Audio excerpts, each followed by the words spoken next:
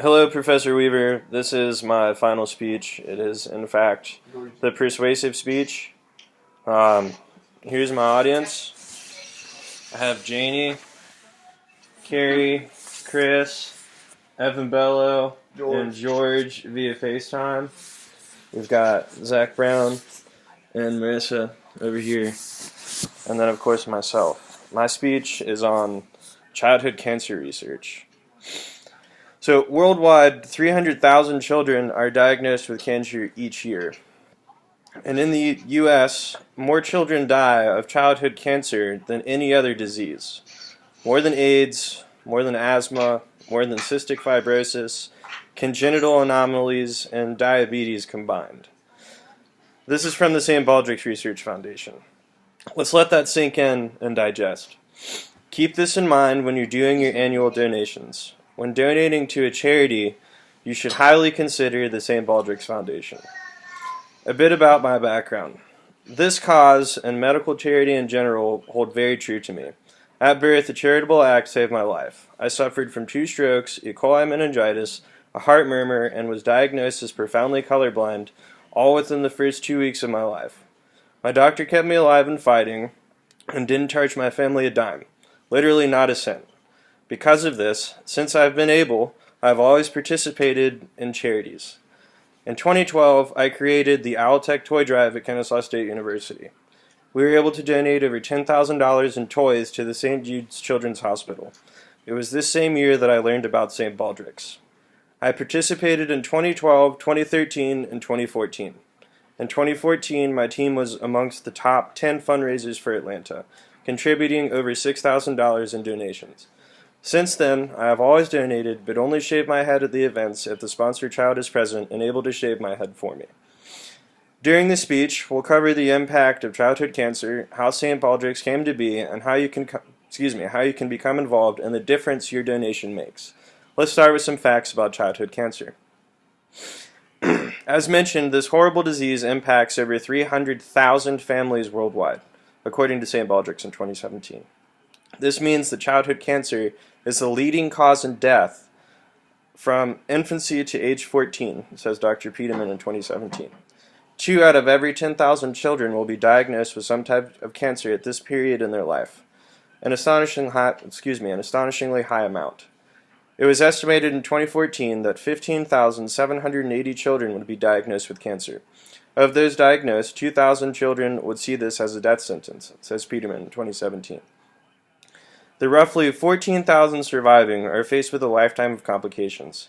These effects are often delayed. They can include, but are not limited to, shortness in stature, problems with puberty, thyroid and fertility disturbances, learning difficulties, and many other long-term consequences.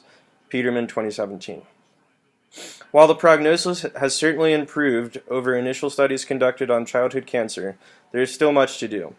Those surviving face a lifetime of hospital visits and a likelihood of relapsing. This isn't especially easy for many children to understand. Quote, survival comes at a price, end quote, says Iser.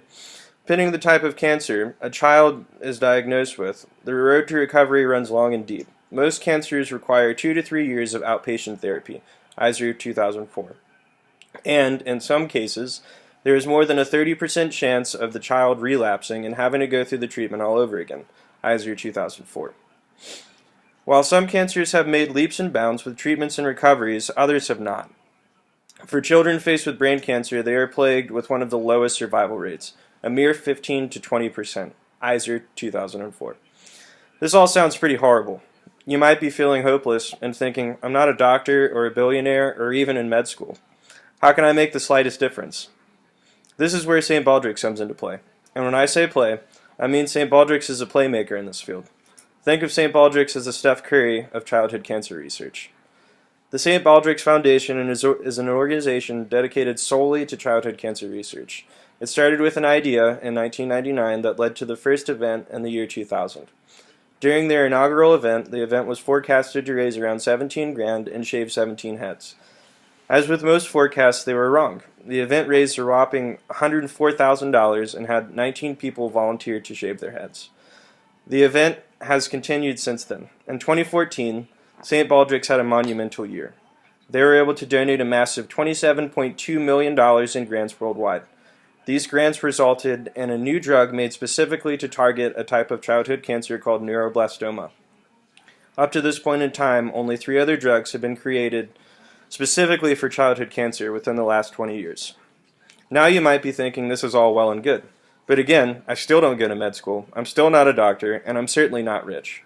Even if I wanted to get involved with the scientific stuff, Curry, how could I do so? Well, here's how. Now that you want to get involved, here's how to do it. You should participate in an event. They happen year-round, but the best ones are around St. Patrick's Day. You can search their site, www.stbaldrick's.org, for the ones closer to you. Once you've decided to become involved, ask those around you to become involved with you. Take the initiative to go to your boss and create a team through your work or office.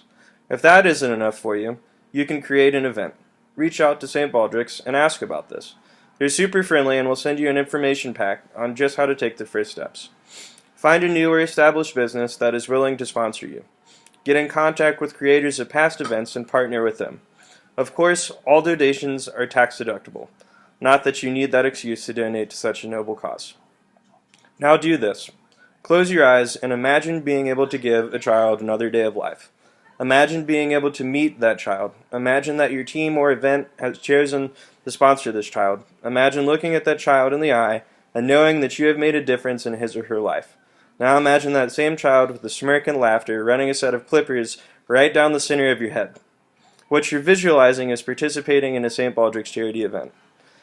What you're feeling is making a tangible difference in a sick child's life. Knowing that even if only for a moment, you're taking that child out of a life filled with pokes and prods and filling them with what childhood should be about. Carefree happiness filled with memories they will cherish and share for the rest of their precious life. This is St. Baldrick's, and this is your call to action. So the next time you're considering donating, think about those 300,000 families impacted each year. Think that only 4% of the annual cancer research budget goes towards children. Think about those little smiling faces and how you can keep them smiling and be moved. Be moved to participate in these life-changing events. Be moved to contribute and make a difference. Since 2005, St. Baldrick's has donated a total of $232 million in funds to children with cancer. With your help, think about how much more you could contribute. Think about solving this horrible disease once and for all. With that said, I'll leave you with a quote from Dr. Peter Adamson, chairman of the Children's Oncology Group. The quote reads, quote, "We are entering an era of unbelievable scientific discovery. If we don't turn those discoveries into cures, we'll have failed a generation." End quote. Do not let this happen. Be the reason why we make these unbelievable discoveries. Donate to St. Baldrick's. Here's my audience again.